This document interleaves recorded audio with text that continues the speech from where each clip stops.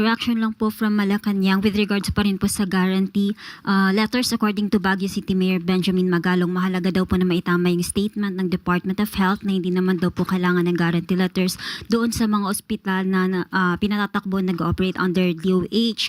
But sa Baguio City alone, according to the Mayor, katuwang daw ng mga pasyente na nangangailangan ng pambayad ng ospital yung guarantee letters and kailangan daw pong ilahad yung tunay na sitwasyon on ground. Your thoughts, Yusek? Actually, nadinig ko po yan, maliban po sa statement na yan na atin nabasa, nadinig ko po ang kanyang interview. Ang sinabi po niya ay sinungaling si Secretary Ted Herbosa sa pagsasalita na hindi naman po nagre-rely ang DOH hospitals, especially with regard to basic accommodations sa guarantee letters. So bago po siguro magsalita ang isang tao na sinungaling, kailangan muna nilang humarap sa salamin at tanungin nila sa sarili nila, sino ba talaga ang sinungaling? Tandaan po natin, itong anti-EPAL bill na nasa 2026 GAA, pinasimulan po ito ng Pangulo. Wala pa po itong anumang administrasyon na nagpapa-implement ito. Pero ngayon, nagiging usap-usapan dahil yan po ang gusto ng Pangulo. So, hindi pa po nasisimulan, papa-implement pa lang po, sinisiraan na. Una-una po, yung guarantee letter, 2026 pa lang po ito ipapa-implement. So, dapat malaman po mismo ni Mayor Magalong yung timeline.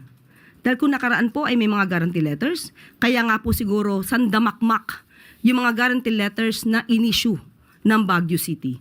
Kung sa tingin po niya to ay pang-EPAL, bakit kaya ang dami rin niyang guarantee letters?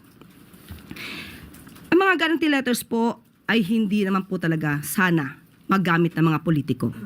Inamin ni Mayor Magalong na ang guarantee letters ay ini-issue ng Baguio City, pero ang pondo ay galing sa mga senador. Sino po kayang senador ang tumutulong sa kanila? Ito po kaya yung kanyang mga na-endorso ng eleksyon. Ibig po rin po sabihin ang pagtulong ng mga senador dahil sa pondo na ito ay pang-EPAL lamang. Nakausap po natin si ASEC Albert Domingo patungkol po dito sa BGC or rather BGH or Baguio General Hospital.